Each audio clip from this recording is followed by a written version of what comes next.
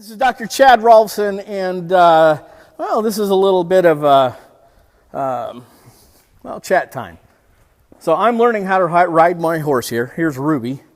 She is going, how much are you going to ride around in circles? I'm not sure about this. Well, she is a little spunky today, so I didn't want to take her on a trail ride. Otherwise, I would have taken her on a trail ride. I would have shown you some views from Sunrise Stables that you would have thought were pretty cool. But I feel much safer here in the arena today, and it's just me. So I'm going to keep it simple, stupid. Anyway, let's talk about immunity today, right? Might as well bring it down to a real easy concept. First of all, let's put the caveat on this. Immunology is a very complex form of study. Today they don't even understand it very well. But let's break it down into three basic concepts of the different types of immunity out there. And I'm going to simplify it, but it's going to make a whole bunch of sense, and it's going to change your world after we simplify this, okay? So there's three types. There's blood-borne immunity, there's parasitical-borne immunity, and there is gut-borne immunity. Say, alimentary tract or nasopharyngeal, okay? Which means your nose and your gut. So those three different types of immunity are very real, and we understand how they work. They form immunoglobulins. So the blood-borne immunity is called immunoglobulin G. Okay? The parasitical is called immunoglobulin E, or IgE. And the gut-borne is called immunoglobulin A. Okay? And 80 to 90% of your immune response happens with IgA. Okay? So, let's talk about the flu shot, right? The flu shot's kind of interesting because how do you get the flu? Somebody sneezes by you, or you shake somebody's hand that just wiped their nose, or you touch something and then you wipe your nose, or you inhale it, and then guess what? You have the flu. It's the IgA response. Remember, I said 80 to 90% of your immune response happens through that. But when we look at most flu shots and how they're given, how are they given?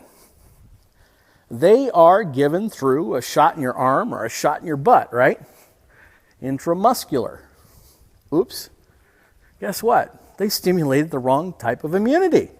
They stimulated IgG, which is the blood-borne immunity, didn't they?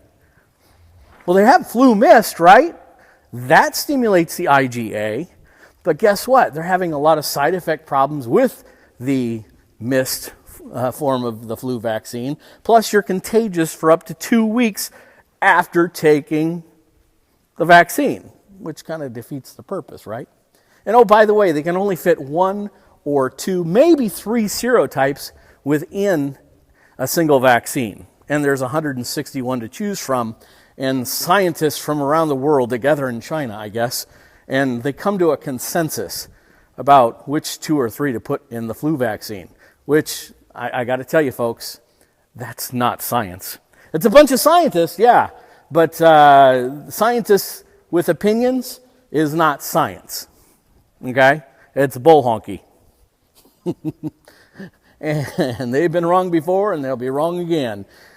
So the flu vaccine is pretty much worthless in its current form because, well, either you're going to have massive side effects and be contagious for 2 weeks and spread it to other people, or you're going to have it jabbed into your butt or your arm, and that's going to stimulate the wrong type of immunity. Do you understand that concept?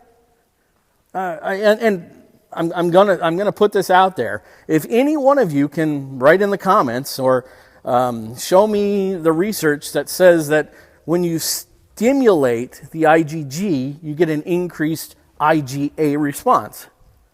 Do you get that now? What I've been saying for months and months on the Facebook. I always put that little post, and now you know what it is. It's gut-borne versus blood-borne immunity.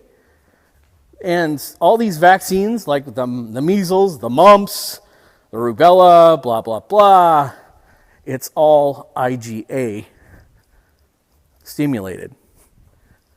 Okay?